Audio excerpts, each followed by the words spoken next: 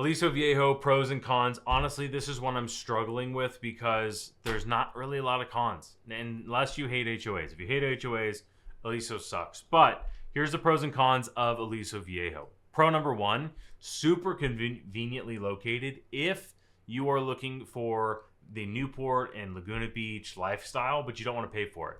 If you want to spend $1 million instead of $5 million and be really close to both those cities, Aliso's fantastic. The big con on the opposite side of that is if you are commuting and using the toll road, you're probably going to spend an extra $5,000 a year just in tolls if you commute back and forth on the toll road.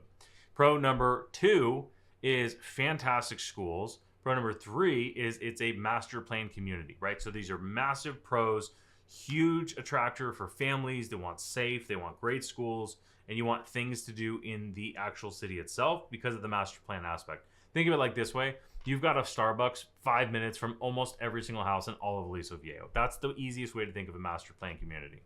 Now, there's also a lot of recreational stuff. There's some beautiful wilderness parks, hiking, biking, mountain trails, all those things. Really, really unique for a lot of cities in Orange County. Now, moving on to the cons, I have a hard time coming up with cons, honestly, in Aliso. It's relatively affordable. It's way more affordable than the average for Orange County.